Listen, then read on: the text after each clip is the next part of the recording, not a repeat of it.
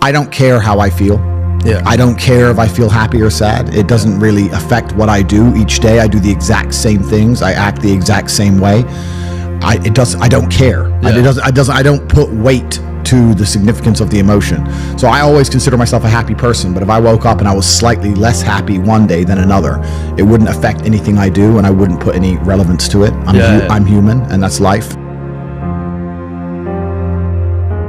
But truthfully, it doesn't matter if it's getting a girl or it's making money or it's getting status. It doesn't matter what it is. As a man, we live in hyper-competitive environments. I don't think enough men understand how competitive the world is.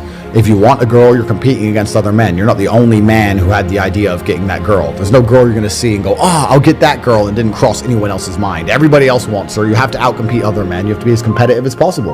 You have to be as successful as possible in all realms. You have to be as good-looking, as funny, as smart, as spontaneous, as interesting, as charismatic, as rich as possible. You need to try very hard to be your absolute best. And as you become a better man, you'll crack through different tiers of attractiveness, and eventually you get to the top and you'll be able to have any girl you want. But the truth is, I have a lot of guys ask me, similar to your question, a guy will come to me and go, how do I get a girl? I'm like, bro, you're a loser. Yeah, but I know, but how do I get a girl? Well, you're a fucking loser. You're a loser. Why are you asking me? It's like saying, how do I win a race with a push bike? You're racing Ferraris. What do you want me to do? Yeah. There's only so much you can do. There's only so hard you can pedal. There's only so many tricks and tips. There's only so many game things you can say, so many pickup lines. If you're a loser, it's going to be very, very difficult, and it's going to get harder and harder. The game is rigged to become harder and harder for men. It's not getting easier. It's going the other way. And if you're going to be on a racetrack and there's going to be Ferraris there, and you're going to be on a pedal bike or in a Nissan, you're going to get smoked. That's the game. You have to up yourself. You have to improve yourself. I'm not going to lie to anybody here and say you don't have to improve yourself. You can stay a loser and get chicks, because you can't. I don't understand how many humans function in the world today. I don't get people who don't think like me. I don't understand it. I'm like, well, then how have you survived this long? Life is hard. Life is difficult. Maybe I've just been unlucky, which I don't believe in, but I've had so much trauma and bad events and negativity and stress and all these things that have happened to me, and I've used all of it to be monumentally successful. If I wasn't that way inclined, with the workload that God put on my shoulders, I'd just be in a ditch somewhere. I just would have killed myself by now. Like, I don't understand how people are functioning. If you're not thinking like me and you're going through life with any other mindset, you've been extremely fortunate that God smiled on you and allowed you to sit around most of the time doing jack shit, and you have yet to be punished for that. I could never have lived that life. If I was a bit lazy or a bit, or I was a bit of a snake, or if I lied to people, I'd be dead by now. Like, so a lot of these people are just absolutely and utterly blessed by God that they managed to go through life with such a non-competitive mindset, and they're still breathing. Like, I don't understand how people can think any other way. I've spoken to dudes and like, I had a bad couple months. Why? Oh, my girl left me. You've wasted months? You've wasted months over some. Like, you had think of how much God loves you to have given you the grace and given you the opportunity to waste months of human time over some chick. Like, talk about blessed head to toe. If I waste months, empires are going to collapse. I'm going to end up in a cell or dead if I waste months. I have things to do every single day. I can't waste a second. Like, these people are just absolutely infinitely blessed, and their mindset is a product of that, because they're spoiled children. Absolutely spoiled children. If you're going through life with any other mindset besides a hyper-competitive one, where you are capable of competing with some of the most dangerous men on the planet in all their forms, me and my network, and also my competitors. If you don't have that mindset, then you have to understand that you are spoiled. You're spoiled by your reality, because there's a whole bunch of people out here daily who fail. There are men out here who fail daily, and they have yet to feel the true consequence for it. They fail to go to the gym when they know they should have gone to the gym. They fail because they forgot their keys and it took them 10 minutes to find them. They fail because they replied to a question they got sent on WhatsApp the wrong way. They fail because they didn't smile when they were supposed to. They didn't say please and thank you to that person who helped them. They fail because they didn't say hi to that girl who's looking at them out the corner of their eye. They just fail perpetually. They go through life missing every opportunity and just failing. And somehow we've built a society which is so soft, and God is so giving and so graceful, that they still have a place to eat and somewhere to sleep, and they're still surviving. That shows how nice God is, because before this society, truthfully, if you were that level of failure, you would be dead. Survival of the fittest. It's survival of the fittest, and none of these men out here are fit. Their mindset isn't fit. Their reality isn't fit. They're failures. They're failures, and they're just failing every single day. I'm like, oh, but you know what? Tomorrow I'll go to the gym. You've been failing your whole life. That's all you've done is fail. And then you sit and wonder why people like me absolutely and utterly outcompete you. It is so easy to become a top tier male in the world today because the competition is so ridiculously low. There are 2% killers like me, and everybody else is amateur, head to toe amateur. They can't even pay attention to anything. They can't try at anything. They're amateurs. And it's really mind-blowing to me because I've tried with all of my computational power to imagine having a mindset different to mine. And I just can't see a reality worth having. I can't see a reality worth living. I can't see how you're going to build a life worth experiencing if you have any other mindset. I can't see it. Yeah. I've never met somebody with a fantastic life who did not completely and utterly believe in themselves. I've never seen somebody massively succeed and they didn't believe in themselves, ever. I've never seen somebody who just allows life to happen to them and become blown off course by some sadness, end up doing massively monumental and important things. I've never seen it. It's never happened. It does, and it's never going to happen. If I'm unhappy with something and I'm uncomfortable with something, I fix it. Yeah. That's endless motivation, which I don't truly believe in as a concept, but that's endless fuel for the fire. Right. If I was unhappy with something about myself, regardless of what it was, I would be able to take all of that discomfort and turn it into endless energy to get the problem fixed. Yeah, exactly. But these people seem to It's okay to be unhappy. Yeah, well, these people seem to sit and say, I'm really unhappy with X, but then stay doing X. So I don't believe they're truly actually unhappy. What you'll notice if you live life long enough is that somebody will sit and say to you, I'm unhappy being a loser. You say, why are you a loser? I just sit at home and play video games 7 days a week. And you're like, okay. And maybe 3 days of the week they're unhappy doing that. Yeah. And that's the time they email you, and that's the time they want to make a change. But 4 days of the week, they don't really, it doesn't really bother them. Yeah, it doesn't really bother them. Because if it bothered them 7 days a week, guess what? They would fix it. Correct. Yeah. So I have very little sympathy for people. And that's not because I'm not a nice person, but it's because I've been so hard on myself and I've been through so many things that were difficult, and I've been through so much pain and trauma myself, some of it self-inflicted, some of it given to me by God to make me a better person. But I've been so difficult on myself. It's very hard for me to look at somebody who's refused to be difficult on themselves and see them as my equal or feel sympathy or pity for them. Why would I feel pity for somebody who took the easy route when I took the hardest possible route? Yeah. I took the hardest possible way to be the man I am, and you were too big of a and now you want me to feel sorry for you? I don't feel sorry for you. I don't feel sorry for these people. And because as a man, you can be anything you decide you want to be. That's the beauty of being a male. You can build your character completely from the ground up, just like a video game. Every single thing about me that people respect, I built. I was not born a world champion kickboxer. I was not born this intelligent or intellectual. I was not born this rich. I was not born this strong. I was not born this confident. I was not born this interesting. I was not born this charismatic and humble and gorgeous and tall and strong and sexy. I was not born none of these things. I became these things myself. So I deserve all the spoils of war. And anybody who decides they don't want to work hard enough to become those things, then they deserve to sit and accept they're my inferior. Yeah. That's their problem.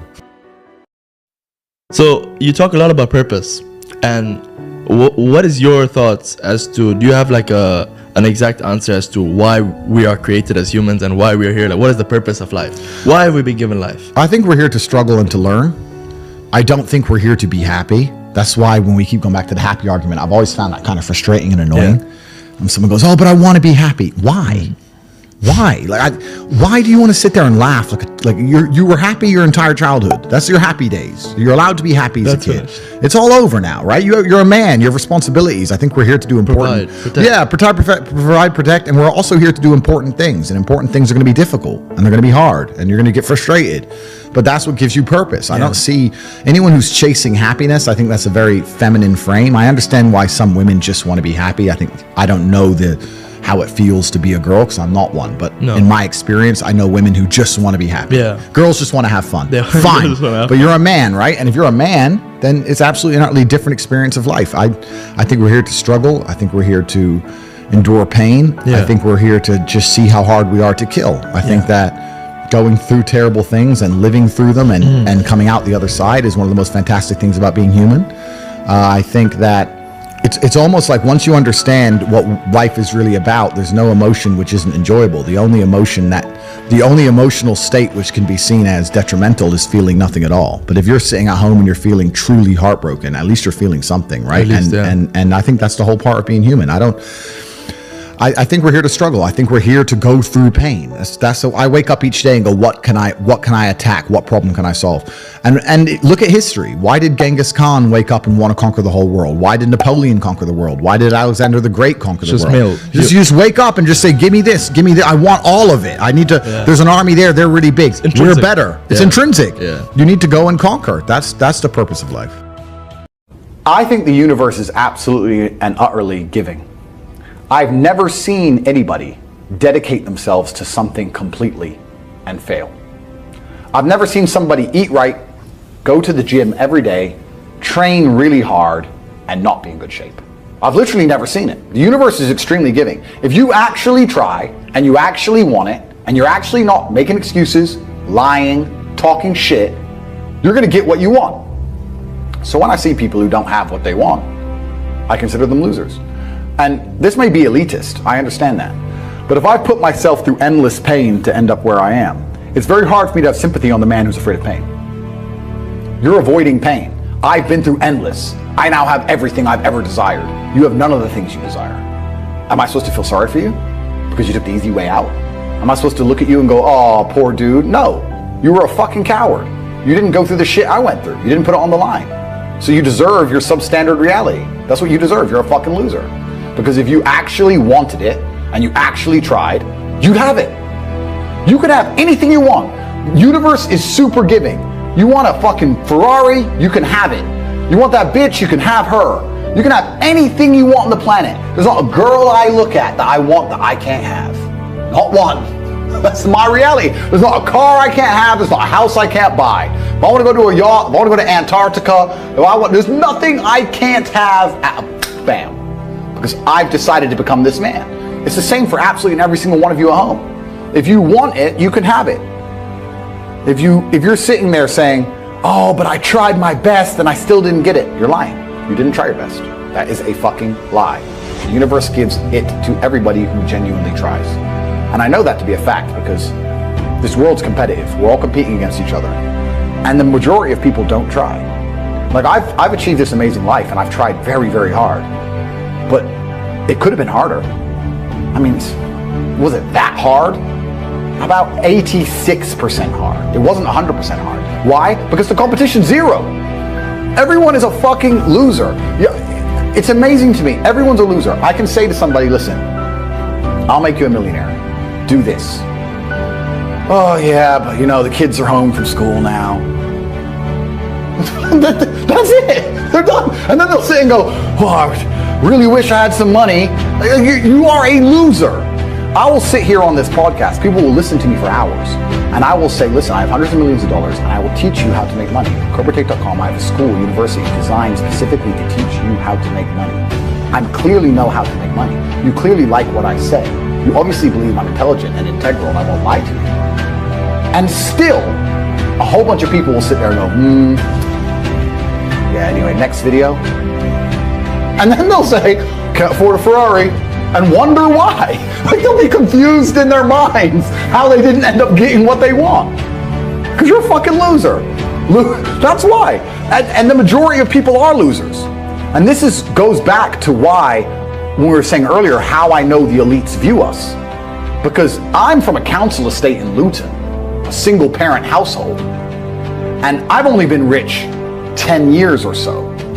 And I despise losers. So imagine you're a billionaire born into a family, a lineage which has controlled Earth for hundreds of years. Imagine how much they despise us. You think they give a fuck about putting a bullet in me? You think they're gonna have any sleep at night missed? You think they give a solitary fuck about you missing your fucking parents' funeral because of the common cold? They don't give a solitary shit.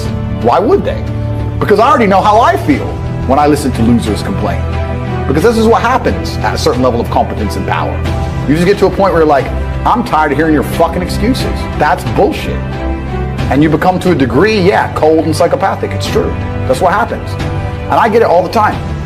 I get thousands of emails a day. Everyone I grew up with, people I know, I get it all the time. They'll message me, hey man, just unlucky. You are not unlucky. You are a lazy fucking loser. You are not unlucky. You are breathing. You're lucky. The unlucky ones are gone. You're alive and you are a lazy loser. So a loser is anybody who does not have everything they want at the drop of a hat. That's who I call a loser. Because I have absolutely everything I could ever possibly desire. And if I wanted something that I couldn't have, I guarantee you could speak again in a few months and I'd fucking have it. I guarantee you. Because if I want something and I can't have it, I can't sleep. When I was broke, I couldn't sleep. I don't know how there's broke people out here sleeping just fine at night. Going, oh, you know, inflation's 20%, gas prices are 6 times, everything on the news is a lie, I never stand a chance of ever getting rich, where's my pillow? Like, what the fuck is wrong with you people? I go to bed at night as a teenager and think, I looked it up on the internet. It was a Honda Civic Type R. I wanted one. It was like 38,000 pounds. I had no money. I had less than 50 pounds in my bank account. Couldn't afford it. Then I looked up how much a Ferrari cost. 210,000 pounds. And I said to Tristan, my brother, I was like, there are people with 210,000 pounds for a car. And he's like, yes, so? I'm like, no, not so. How? If I worked my job for 6 years and saved every penny, if I walked to work and didn't eat, I couldn't buy this car. How are people doing this? I couldn't sleep at night when I was broke. I knew that everything was a lie. I knew the Matrix was lying to me. I knew I had to find a way out. I was sitting there going, I refuse to live my human years and be some second-class citizen peasant when there's people out here who get to do whatever the fuck they want. I couldn't tolerate it, and I was so uncomfortable that it gave me the motivation I needed to escape. But the people who go, oh yeah, nice Ferrari, yeah. Back to the TV. Dummies, losers. And the thing about the world is, we need losers. I'm not mad at losers. If that's the reality you've chosen to live, you get one spin in this version of life, and you decide you want to be a loser, that's fantastic, because my cars need cleaning, you know, my hotel room needs cleaning, I have a party with all these beautiful women that's a bit of a mess. Please, go pick it up. Somebody needs to do that shit. I ain't gonna fucking do it. If I had to walk into a hotel room and clean up after some other man's party, I guarantee you I'd do whatever it fucking took to become rich so I didn't have to do that shit anymore. But you wanna do that for 20 years? Thanks, friend. Someone's gotta flip the fucking burgers. Someone has to make the fries. I want a Happy Meal now and again. But I don't feel sorry for you people, because you fucking deserve it, because it's a decision you made. You made that decision. If you're sitting at home and you say, I don't want to be a loser, you know what to do. I told you how to escape the Matrix. CobraTate.com. You can join. I'll teach you. But if you're going to sit there and go, nah, maybe this guy with hundreds of millions of dollars is trying to scam me out of 25 pounds. All right, smart ass. Have fun at McDonald's. Get fucked. I have no sympathy for these people. Zero. Do you have a little bit of a system you can share on how to make money? I know we've got CobraTate.com. We'll keep shouting it out. But any tips for someone who's ready, but they don't yet know the how? Completely. So we teach it inside of the real world, of course. I keep mentioning it because it's so important. But there are 3 keys, I believe, to making money. The word of the day. First one's perspicacity. Most people go through life and they do not pay attention. I've said this before and I want to stick by it because it's so important. You need to pay attention to every single time you spend money, because you cannot make money. You're not the Federal Reserve, you're not a government. Governments make money. All of us take money from somebody else or a business or a government. We take money from other things. So the easiest way to learn how to get good at taking money is to pay attention to every time someone takes money from you. So next time you buy a coffee, don't just buy the coffee and drink it and think nothing of it like every brokey. Don't do that. Say, okay, why am I buying this coffee? Okay, I want a coffee. All right. Why am I buying here? Well, this is on my way to work. Is there any competition around? Do I also want breakfast? Do they sell breakfast? No, they don't sell breakfast. They could probably make some more money if they're selling breakfast. Anyway, I walk in, there's a long line. Why is there one member of staff? I'm low on time. I'm about to leave and not buy the coffee. They're about to lose money because it's taking too long. Most of the people in this line are businessmen. Why is there not a cute girl behind the counter? I bet if they paid a cute girl a little bit more, they'd still make a bunch more money because people come in here to talk to her. Think. And then what you'll do is, as you go through life, every time you spend money, is you'll realize the problem is not how to make money. The problem is how much time you have, because there's endless business ideas. There's endless ideas. I walk into a coffee shop, and by the time I've walked out, I already know exactly how to open up next door and outcompete them head to toe. I already have worked out how much is the rent, where are they fucking up, what are they not selling that they should be selling, what are they doing good, what are they doing bad, this chair is too hard, I'll wreck them. And I'll send it, and now my network is so powerful, which is the second point, network. I can send a few messages on WhatsApp and make a bank transfer. And 2 months later, there's a brand new coffee shop next door with my name on it, put them out of business. So the first thing is you have to pay attention. Because if you pay attention, you'll start to learn that money is everywhere. Every building is owned. These are skyscrapers. Billions. Every apartment nowadays is a million. Million. You drive down a street in London, you're driving past trillions of dollars. There's money everywhere. It's all around us. When I was broke, I thought that the world was broke. I thought that there was no money. And then I got rich and realized that I was completely and utterly wrong.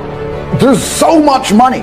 It's everywhere. If I go to try and buy a plane or a jet, they're always sold out. My yacht is a fucking 6-year waiting list. I want a Bugatti, they launch it, the email comes to my email address, 2 minutes later, gone. Like, there's so much money. If I want a diamond watch, or a $1 million watch, or $1 million watch, you can't get this stuff. There is so much money out there. Once you get to a certain echelon, you realize there's money fucking everywhere. So there's plenty of money in the world. People with no money are just not very good at taking it. So you need to start paying attention. It's the first thing. Second thing is network. It's hard to make money if you don't know anybody who has money.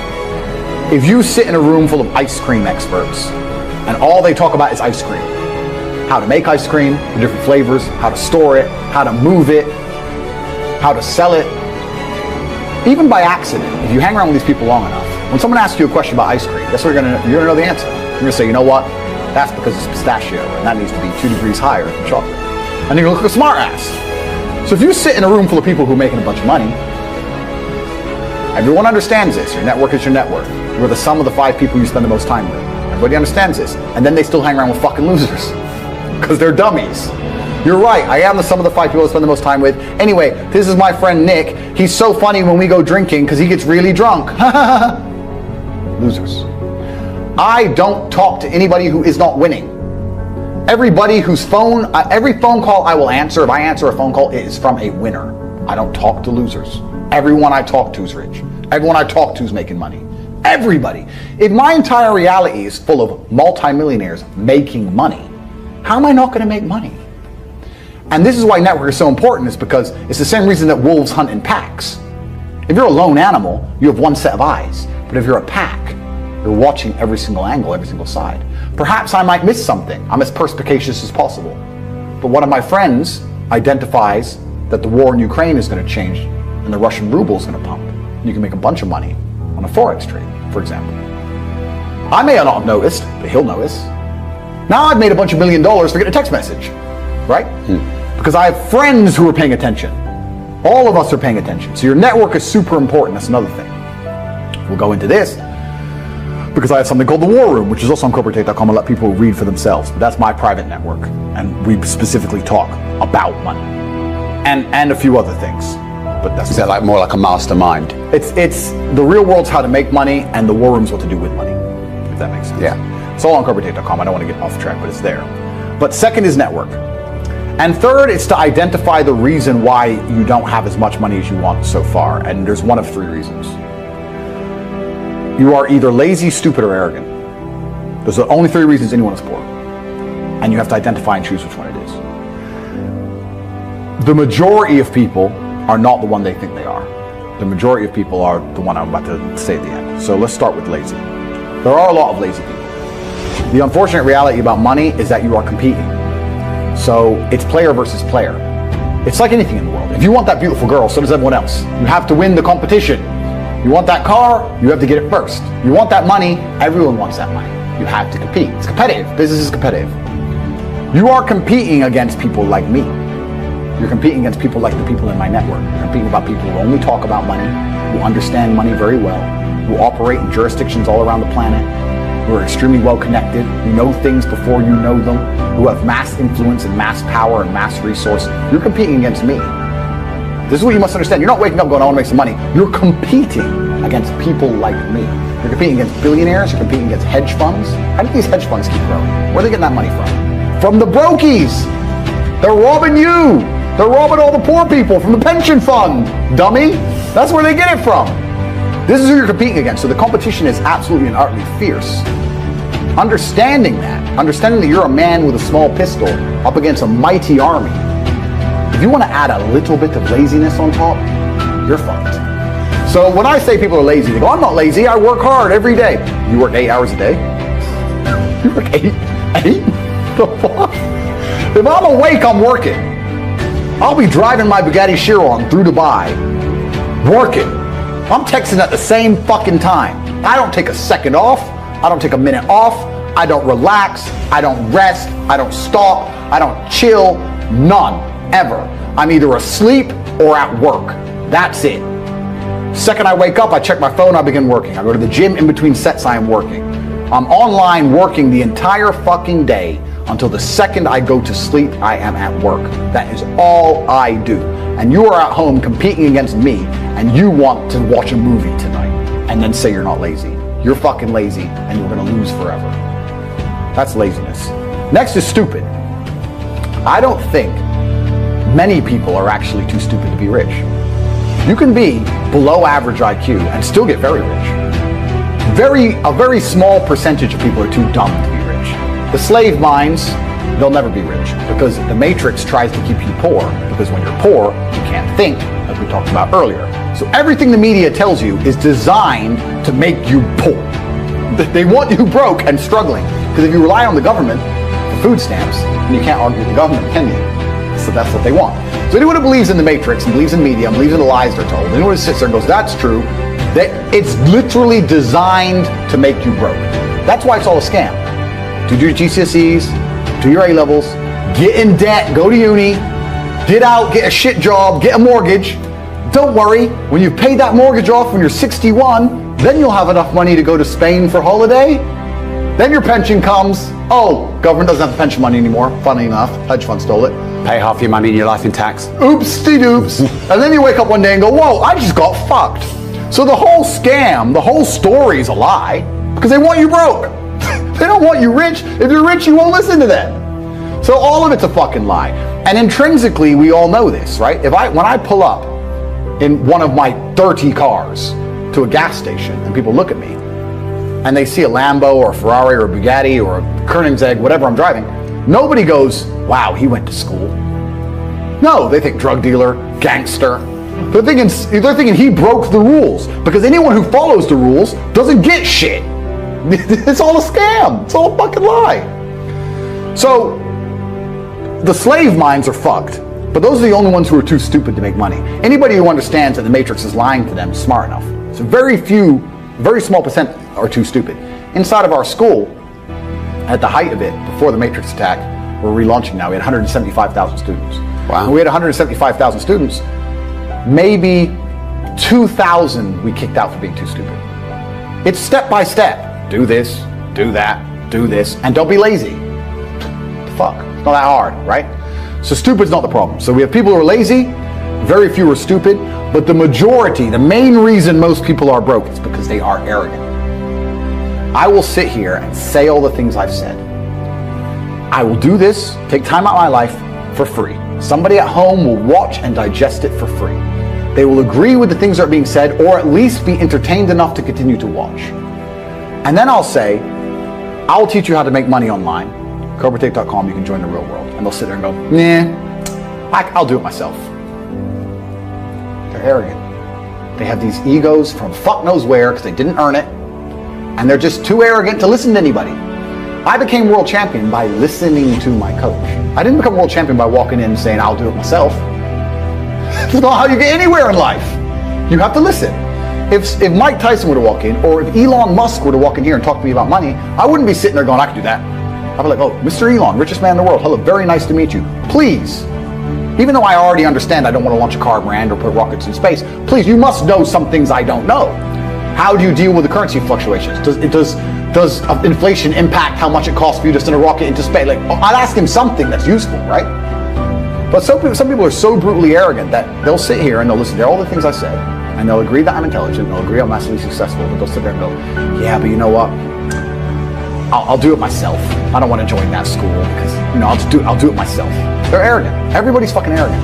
I sit with people who I used to go to school with from Luton who are still broke and tell them how to make money. And you know what they do? They answer back. Yeah, but it's not that simple because, the wife gets the kid, and you know what, and I don't like to do things that way. The way I like to work, The way you like to work is why you're fucking broke. So what the fuck are you talking about? You just sat here and wasted 10 minutes of my time. I told you how to take your business of painting and decorating or whatever the fuck you're doing and make a serious amount of money, and now you're telling me the way you like to work? Then stay fucking broke. The fuck you want me to do? What level of arrogance? But this is people. They'll sit with a multi-millionaire and tell you their view. Oh, I think that know when you're out qualified and accepting and learn. So we all do. I'm not gonna I can't play piano for shit. The piano teacher walked in here and said, this is what you do, and I said, well, I like to move my hands this way. What kind of dumbass? But this is the arrogance people operate under. So I'd say 20% of people are lazy, 20 to 25%. A large portion of the world are not lazy, they're actually working exceptionally hard, but they're doing the wrong thing. 5% of people are too stupid, so say 25%, 5% is 30%, but 70% of people are brutally arrogant, and this is why they are poor. That's the truth.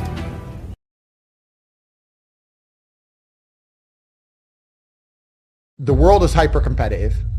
If you're going to be a man who's going to sit and say, I'm just sad, you are always going to lose in competition to men like me. Yeah. And there has to be losers for there to be winners. I am tired of sympathy. Sympathy doesn't work for anybody. I'm not going to sit here and be sympathetic for people who say they're too sad to try hard and be their best. Guess what? Perhaps I was sad every time I did exactly what I was supposed to do and trained anyway. Perhaps I was afraid when I fought anyway. Perhaps I was tired when I worked anyway. This is how you get ahead in life. I don't have a fucking ounce of sympathy for these people who sit here and say, well, I feel this way, so I can't. Then don't do it. Stay down there. The winners are at the top, and the winners at the top don't give a shit about how they feel. We wake up and we perform regardless of how we feel day after day. So if I'm going to ignore my own feelings, I'm certainly not going to take into consideration anybody else's. Yeah. Why am I going to ignore how I feel and make sure I'm constantly performing regardless, flawlessly, and then sit and go, oh, but he doesn't feel good, so he's allowed to fuck up. No, you are not. You're not allowed to fuck up to your ancestors or to God or to yourself. You have to perform. This is what being a man is about. The baseline of masculinity is doing things you don't feel like doing. I can't comment on being a woman because I'm not one. But the baseline of masculinity as a whole is the thing that makes a good man a man is that he does what he doesn't want to do. He doesn't want to work and he works anyway. He doesn't want to go to war and he fights anyway. He doesn't want to get up, he gets up anyway. That's the whole point of it. We didn't want to die in the Titanic. Guess what happened? We died in the Titanic. You can't sit there as a man and say you don't feel like it. You're not allowed to not feel like it. You're supposed to do it anyway, regardless. Yeah. So when a man sits there and says, oh, but you don't understand, I'm struggling with motivation. If you are struggling with the motivation to be a winner, then stay a loser. No problem. Stay a loser. Don't care. Because in my circle, there's no losers around me. Your energy is disgusting. I find it revolting. I don't like weakness around me, even near me. Even people coming up saying hello to me. If you're depressed, don't even shake my hand. I do not have time for losers on any regard. Winners only. Men who have mental health issues, I wish them the best in the world. But when they come to me and say, and I get this all the time, Andrew, I have this problem, I'm depressed and I can't go to the gym. I say, no, I disagree. You're depressed because you don't go to the gym. If you go to the gym, you might start to feel better, right? I'm saying you can't sit as a man and afford the luxury of saying, I have a mental health issue today, I'm sad today, I'm stressed today, I'm emotional today, I can't work. Because you will lose against the men who don't do that. As a man, it's player versus player. It's ultimately competitive. And as a man, you have to outcompete the other men who are prepared to get up and do it anyway. That's how it works. There's no such thing as saying, I'm sad, I need 2 weeks off. Not as a man if you want to be important. If you want to be important as a man, you have shit to do. You have duties. This is how it exists. This is how it's always been. If I feel sad, it does not change how I act, and it does not change the things I do. If I don't feel like going to the gym, I go to the gym. If I don't feel like working, I will still work. I lived in a world for 15 years where I didn't feel like fighting because my nose was broken, but I had to fight anyway. Mm-hmm. So a lot of these people come up to me and they say, oh, but I feel this way. I don't put a huge amount of importance on emotions. It's not that I don't feel them. It's that I don't think they have much to do with anything at all. If I wake up in a happy mood and I have a business to run and females to cater for and things to do, if I wake up in a sad mood, I have the same shit to do. I'm going to get it done. So where's the importance of it? It's in my mind, that's how I view it. Like, how does it affect what I'm going to do? Well, nothing. It doesn't. It's not going to affect how I live my life. So why sit around and think about it? This modern obsession with happiness is the number one problem with the world. Because I really don't believe humans were ever evolved to be happy. Mm-hmm. Were we? If you're going to try hard at something, and I mean genuinely try, 99% of people will get adept at X thing. It doesn't matter what it is. If I decided I wanted to be good at piano and I gave it everything I got, I'd be able to play piano. Mm-hmm. Do you know what I mean? Like there's people with one hand who can play piano. It's just how much effort you're going to put in. I don't struggle at anything because if I decide I'm going to do something, I'm going to do it. And I've never struggled with motivation. So if you don't struggle with motivation, then you're never going to struggle with anything in life. I mean, I'm naturally adept at some things, and there's some things I'm not as naturally adept at. But if you're prepared to work, you're prepared to work. So no, I don't struggle with anything. Life is not a struggle to me. I do not view life as difficult in any way. I think life is extremely easy. I believe that all of my problems are going to be fixed by me. That no one else is going to wake up and give a fuck about my problems the way I'm going to give a fuck. Nobody else is going to be prepared to go through what it takes to fix them but me. If I'm in the ring getting an ass kicking, not my coach, not my corner, not my fans, no one's going to get me out of there alive but me. As a man, we live in hyper-competitive environments. I don't think enough men understand how competitive the world is. If you want a girl, you're competing against other men. You're not the only man who had the idea of getting that girl. There's no girl you're going to see and go, oh, I'll get that girl, and didn't cross anyone else's mind. Everybody else wants her. You have to outcompete other men. You have to be as competitive as possible. You have to be as successful as possible in all realms. You have to be as good-looking, as funny, as smart, as spontaneous, as interesting, as charismatic, as rich as possible. You need to try very hard to be your absolute best. And as you become a better man, you'll crack through different tiers of attractiveness, and eventually you get to the top and you'll be able to have any girl you want. But the truth is, I have a lot of guys ask me, similar to your question, a guy will come to me and go, how do I get a girl? I'm like, bro, you're a loser. Yeah, but I know, but how do I get a girl? Well, you're a fucking loser. You're a loser. Why are you asking me? It's like saying, how do I win a race with a push bike? You're racing Ferraris. What do you want me to do? Yeah. There's only so much you can do. There's only so hard you can pedal. There's only so many tricks and tips. There's only so many game things you can say, so many pickup lines. If you're a loser, it's going to be very, very difficult, and it's going to get harder and harder. The game is rigged to become harder and harder for men. It's not getting easier. It's going the other way. And if you're going to be on a racetrack and there's going to be Ferraris there, and you're going to be on a pedal bike or in a Nissan, you're going to get smoked. That's the game. You have to up yourself. You have to improve yourself. I'm not going to lie to anybody here and say you don't have to improve yourself. You can stay a loser and get chicks, because you can't. Yeah, you can't. This idea of random headaches is bullshit. It's bullshit. If you have a headache, it's for a reason. Did you hit your head? Yes or no? Well, no, you didn't hit your head. So are you dehydrated? Probably. Have you drunk a bunch of water? No. If you really drink a bunch of water and you didn't hit your head and your head still hurts, have you laid down, had a little nap? Maybe you were tired and now you feel okay again. Why are you taking drugs? I know people who just randomly 4 times a week, I have a headache. Let me just take this pill. What headache? Was your brain falling out? Is your brain rotting? Why do you have a headache for no reason? It doesn't make sense to me. It's stupid. A lot of it's psychological. A lot of it's placebo effect bullshit. And it's an entirely wrong worldview. You can't just go through life medicating yourself for imaginary fucking illness. It's dumb. If you want to get rich, you have to act quickly. You have to do things fast. Speed is rule 1. Not enough people understand the importance of speed, because every hour you spend not making money is an hour you're not going to get back. The sooner you turn on the tap to the money, the more money you're going to make. You have to be very, very quick. Life only teaches you lessons the hard way. There's no other way to truly learn a lesson. The thing is, you'll notice about people is that when life is trying to give them a lesson the easy way, they'll ignore it. Oops. Oh, like you'll see it all the time. People they'll have close call. They won't pay attention until something really bad happens, and then they'll be like, oh no, I'll do anything to take this back. Yeah. That's how people learn. No one learns the easy way. It takes a very smart person to learn the easy way. Everybody only learns the hard way ever. The number one thing people don't have control of in their lives is their mind. But what's funny about that is, the only thing in life you can truly control is your mind. You can't control other people. You can't control the weather. You can't even control your health. Your heart might stop beating. You don't make it beat. It just goes. So it's going to turn off one day. The only thing you can control in your life is what you think in your mind. So if you're going to sit there and go, oh, I'm sad, well, you can change that if you actually try, but you don't. You just accept it, right? So people have lost control of their own minds. And I don't understand why you would allow your own mind to take power from you. Why would you let your own mind convince you you're not a lucky person, or I'm not this, or I'm not confident? Why would you let your own mind sabotage you? I've always been a believer in the struggles men have in their minds, and I've always spoke about it, and I've suffered with them myself. And this is one of the things when I say like depression isn't real, people say, oh, you don't understand. Let me counter that argument by saying I understand very well. me convincing myself and me deciding that depression isn't real is how I prevent myself from ever feeling depressed. And I've only constructed that mental model because I've been in situations in my life where I felt depressed. I'm not saying depression isn't real because I've never felt depressed. I'm saying depression isn't real because I've been very depressed. That people don't understand where my mindset comes from. I understand struggle and mental health and all these things. And yeah, jail was another chance to certainly touch on them, because in jail, in real life, when you have my kind of resource, you can distract yourself very easily. If you're sitting around and feel a bit mopey, if I'm sitting here and I'm a bit like, I can literally make a phone call and in 45 minutes be in the air on my way to anywhere on the planet with whoever I want to do anything I want. So you can distract yourself. I'm not saying it fixes all mental health, but it distracts you.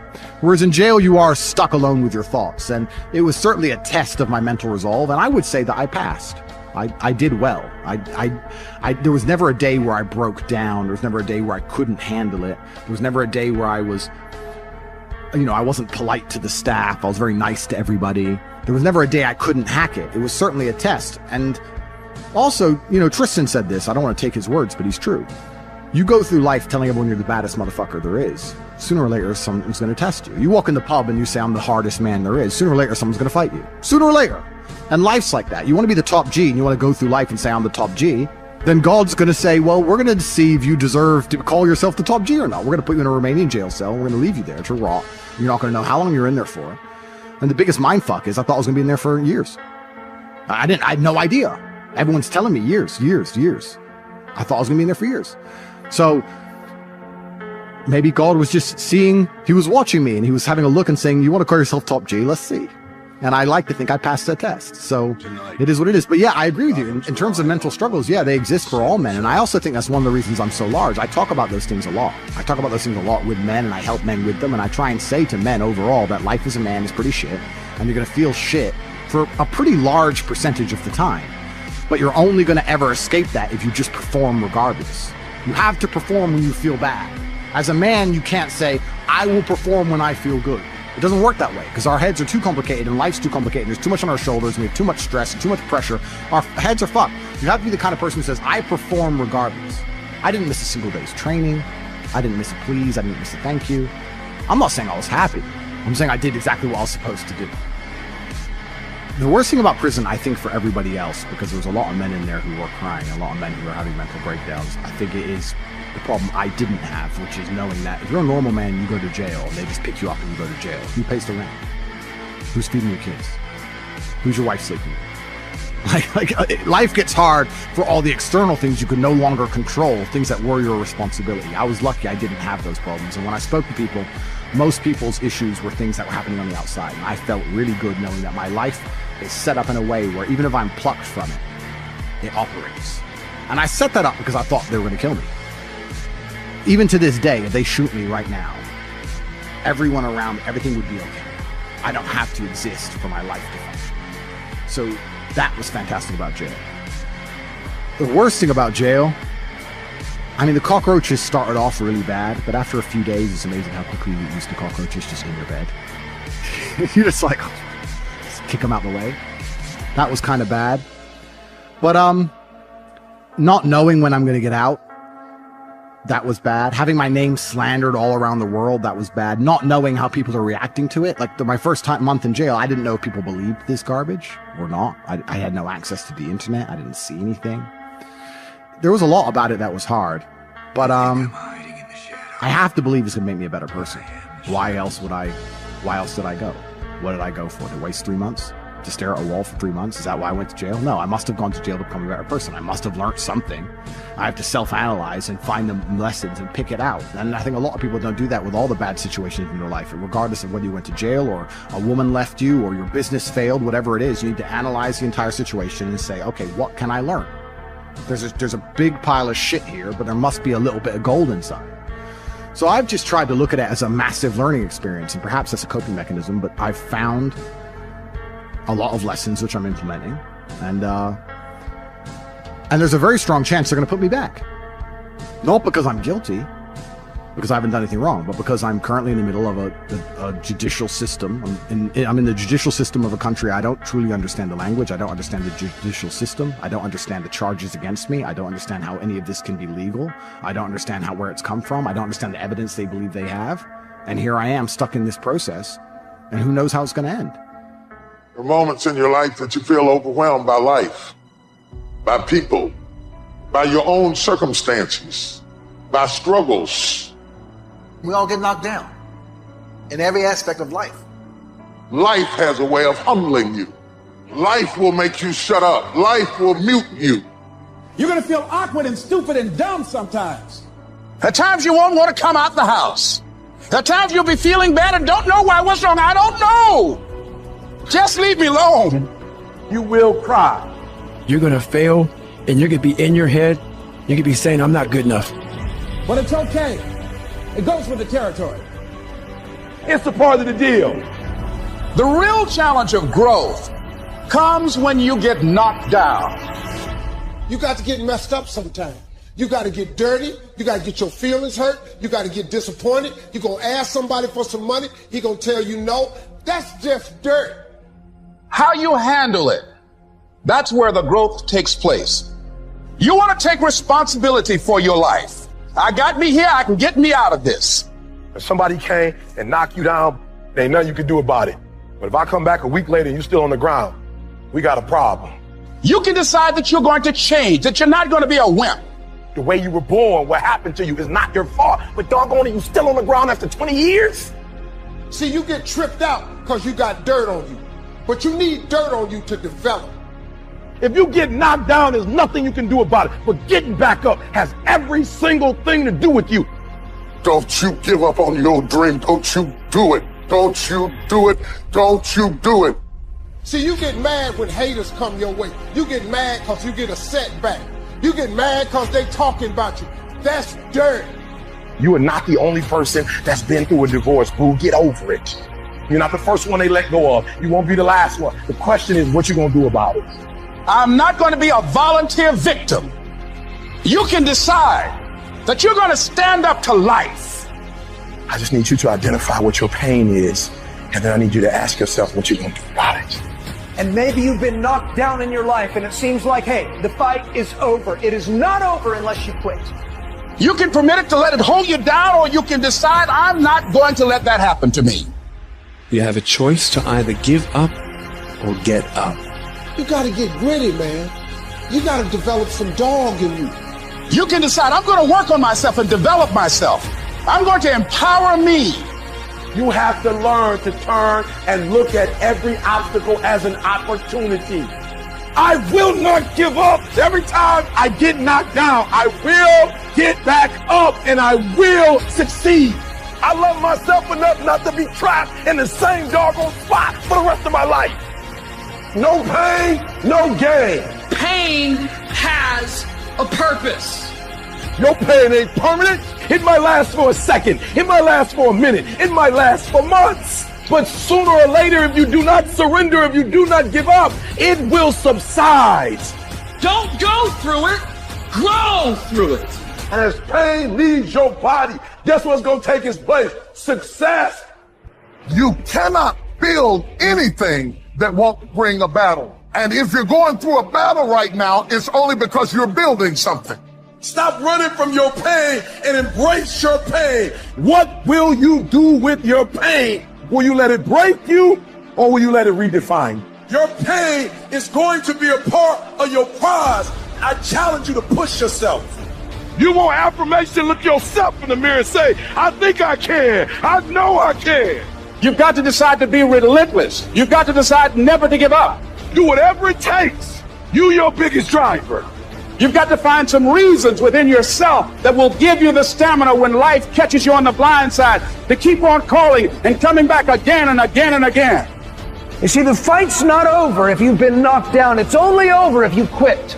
Because life is a fight. It's a fight for integrity, your goals, your dreams, your ambitions. So every morning, I've got to wake up and I've got to fight. You gonna quit or you gonna make it to your silver? You gonna quit or you gonna make it to your goal? So you can stop waiting for it, you can stop wishing for it, and you can get on with the rest of your life.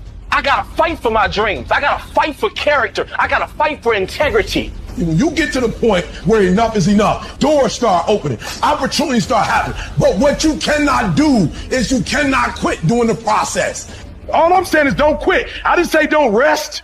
Mentally, you can stay connected. But to win fights, you gotta have stamina. You gotta be ready to fight and bounce back. You better not feel sorry for yourself. You better get up and fight. And some of you are not successful because every single time you run up against a trial, you stop. I need you to match whatever effort the enemy is putting up. Match the doggone efforts. I'm going to think, I'm going to execute, and I'm going to win. And that's how you get to the next level. You cannot give up because it ain't what you see. You cannot give up. It's when you have nothing left. It's when you depleted all your money. When you have nothing left, that's when it's showtime. At the end of pain is your promise. So stop crying about it and use your energy to get through it. When you find a way out of no way, when you find breath that you don't have, when you want this thing as bad as you want to breathe, that's when you find a way. I cannot stop what happens to me, but I can dictate how I respond.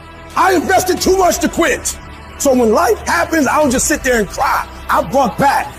Because all of us, if you live long enough, will go through a period of feeling so overwhelmed. Sooner or later you feel, oh God, just get me out of this. I wish I could tell you it's gonna get easier. I wish I could tell you that, but that's not the truth. The truth is you gotta find something within. Life's gonna whip your butt. Life is gonna bully you. Stop crying, let it hit you, but don't let it punk you. And when you find out what your why is, when you find your why, you find a way to make it happen. And I'm telling you right now, don't give up, don't give in, get through it. I don't care if you're sick, I don't care what you're going through. If you're not dead, he ain't through with you yet. As long as there's breath in your nostrils, you still in the game.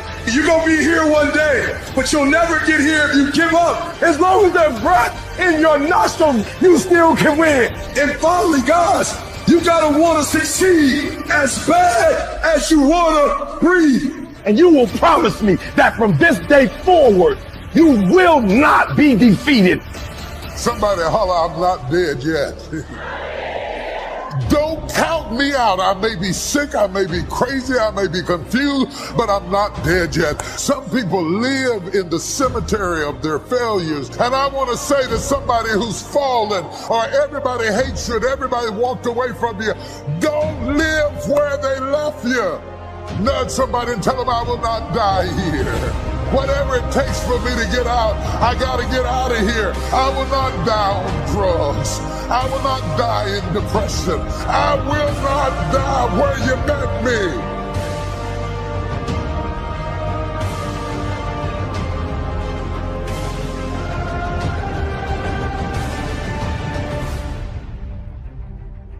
Number one motivating thing for me, and I'm just being honest, was I was sick and tired of being poor.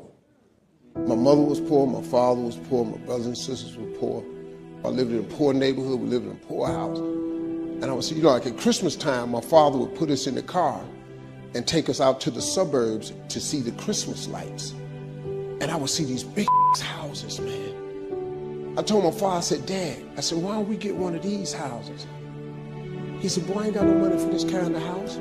He said, but if you work hard, you can make some money, you can buy you one of these houses.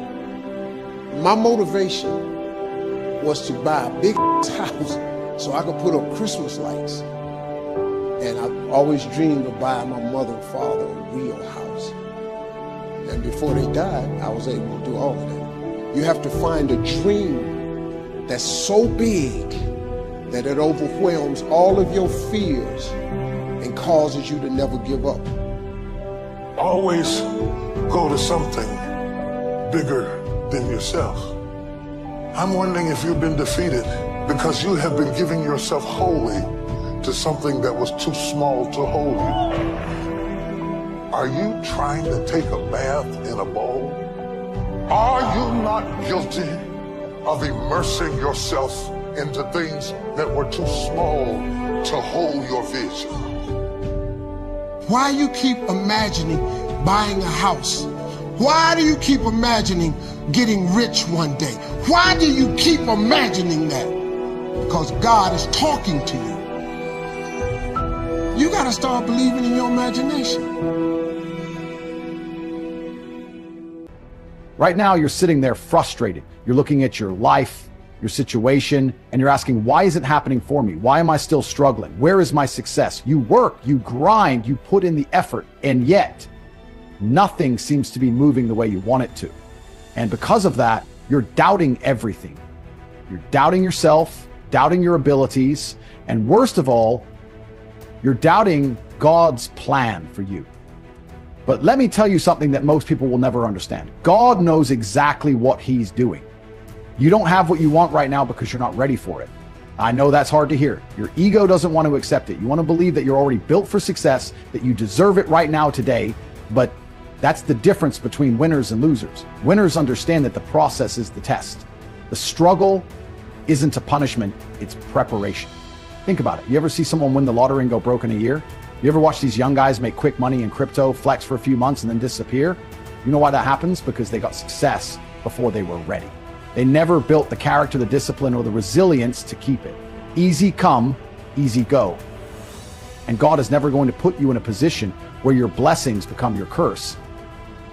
That's why you're still struggling. That's why you haven't hit your big break yet, because if he gave it to you now, you'd fumble it. Look at your life. If you suddenly had millions in your account today, would you even know what to do with it? You think you would, but you wouldn't. You'd make the wrong moves, trust the wrong people, blow money on nonsense, and within a year, you'd be worse off than before. That's why God is making you wait. That's why he's putting you through trials, because you need to be strong enough to handle what's coming. You ever wonder why great warriors go through the harshest training, why soldiers are put through hell before they're sent into battle? Because without the suffering, they wouldn't be ready. Without the discipline, they'd break under pressure. You're in training right now, and every setback, every challenge, every moment where you feel stuck, it's part of God's way of sharpening you into the man you need. But most people, they fail the test. They give up too soon. They start questioning God. They start whining, why me? Instead of embracing the process, they reject it. And that's why they stay stuck. That's why most people never achieve greatness, because they don't have the patience or the faith to trust God's timing. You need to wake up and realize something. If you don't have it yet, it's because you're still being built.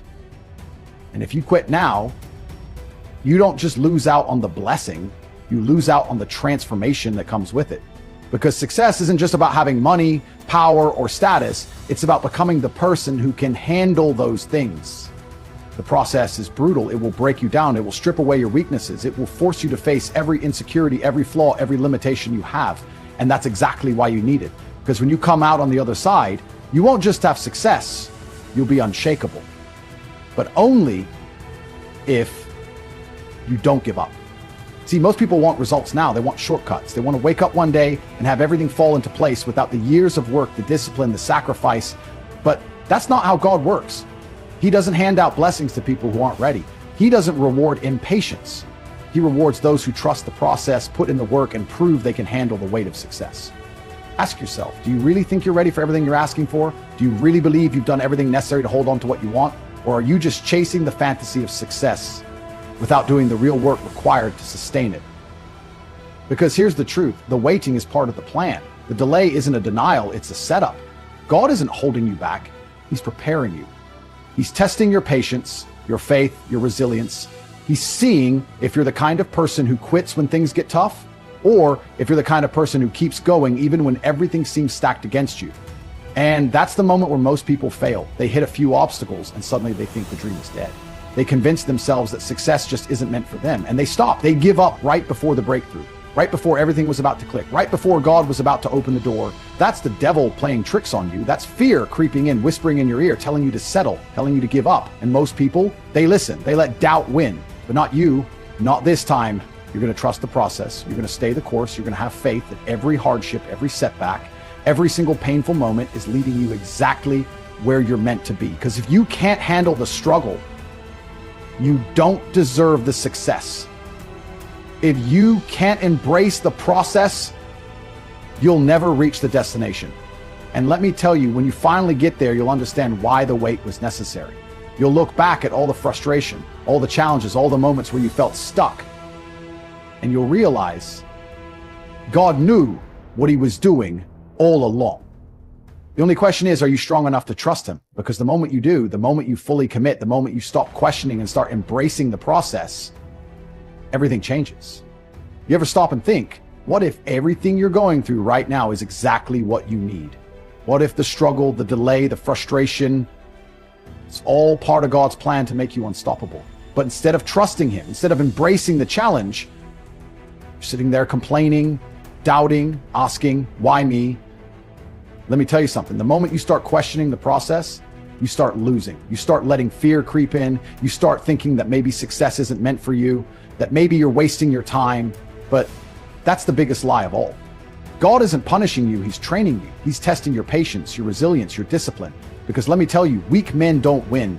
Weak men crumble the moment life gets hard. Weak men take shortcuts, look for easy money, try to skip the process, and guess what happens? They fall, they get exposed, they get humbled. You see it all the time. Some guy gets lucky, makes a bit of fast money, and within a year he's broke. He thought he was ready, thought he had it all figured out, but God showed him real quick, you don't get to keep what you haven't earned. And that's why the process exists. That's why God is making you struggle, because when your time comes, he doesn't want you to just touch success. He wants you to keep it. But most people, they don't have the patience. They want the reward without the work. They want the victory without the fight. But let me tell you something. There's no shortcut to greatness. If you try to force success before it's time, it'll break you. Because success isn't just about making it. It's about being strong enough to sustain it. That's why you're still struggling. That's why things aren't happening as fast as you want. Not because you're being denied, but because you're being prepared. And if you quit now, if you break down and give up just because it's taking longer than you expected, you don't deserve it in the first place. Listen to me. The wait is a blessing. The obstacles are a gift. Because in every moment of struggle, you are being shaped into someone greater. God is watching to see if you're truly ready. Are you still going to put in the work when no one is watching? Are you still going to stay disciplined when nothing seems to be moving? Are you still going to believe in yourself when everything in your life tells you to quit? That's the test. That's what separates the strong from the weak, the ones who trust the process from the ones who fold under pressure.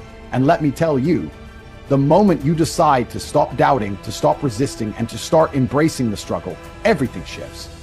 Because the struggle is where champions are built.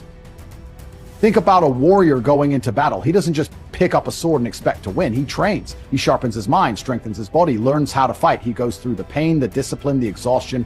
He bleeds in training so he doesn't die in battle. That's you right now. This process you're going through, it's your training ground. Every failure, every setback, every time you feel like giving up, it's all preparing you for the moment when God finally says, now you're ready. But if you quit now, if you walk away from the process, guess what? You forfeit the blessing. You abandon the very thing that was meant to build you into the man you need to be. And you don't want to be that guy. You don't want to be the guy who gets to the end of his life, looks back and realizes he gave up too soon. That he let his doubts, his impatience, and his fear rob him of the future God had waiting for him. That's the worst regret of all. Knowing that you had the chance, that the door was right there, but you were too weak to walk through it. But you're not going to let that happen. You're going to wake up tomorrow and trust the process. You're going to stop questioning God's timing and start working like a man who knows that success is inevitable. Because that's what faith is. It's knowing, without a doubt, that everything you're doing right now is leading you exactly where you need to be. And when you finally get there, when everything clicks, when you look back at every struggle and realize that it all happened for a reason, you'll understand why the wait was necessary. Because success isn't just about what you achieve. It's about who you become along the way. So let me ask you, are you ready to trust God's plan, or are you going to let doubt rob you of your future? Because the ones who make it, they don't question the process. They embrace it. You ever wonder why God doesn't just hand you success the moment you ask for it? Why he makes you fight for it? Why every step forward feels like you're being tested, pushed, and broken down? Let me tell you why. Because God doesn't want you weak. He doesn't want you soft. He doesn't want you to get to the top only to crumble the moment pressure hits. See, weak men think success is just about having money, fame, power, but strong men, they understand that success is about transformation. It's about becoming the kind of man who can carry the weight of responsibility, leadership, and discipline without folding. And the only way to become that man? The process. The process is what separates the winners from the losers. The process is what weeds out the men who say they want it but aren't willing to bleed for it. Because here's the truth. You can't fake greatness. You either put in the work and become the man who deserves success, or you stay in the same cycle of mediocrity for the rest of your life. And let me tell you something about God. He doesn't make mistakes. If he hasn't given it to you yet, there's a reason. You still have lessons to learn. You still have weaknesses to kill off. You still have discipline to build. But most of you don't want to hear that. You don't want to be told that you're the problem. You'd rather blame bad luck, your circumstances, or some nonsense excuse to make yourself feel better. But guess what? None of that changes reality. Reality is this: if you are not winning, it's because you are not ready to win. And instead of complaining about that, you should be grateful. Because when God makes you wait, when he makes you struggle, it's because he's making you strong enough to never lose again. But most people don't see it that way. They cry about how unfair life is. They say, why is this happening to me? Instead of asking, what is God trying to teach me? And that's the shift in mindset that changes everything. Because the process isn't just about making money. It isn't just about success. It's about earning wisdom.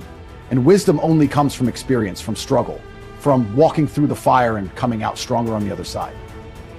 You ever notice that people who got everything handed to them usually end up broken? Athletes who go broke, celebrities who overdose, millionaires who lose it all because they never learned how to handle what they had. You think that's a coincidence? It's not, because they never went through the process. They skipped the struggle. And because they skipped it, they never learned how to hold on to what they had. That's what God is protecting you from.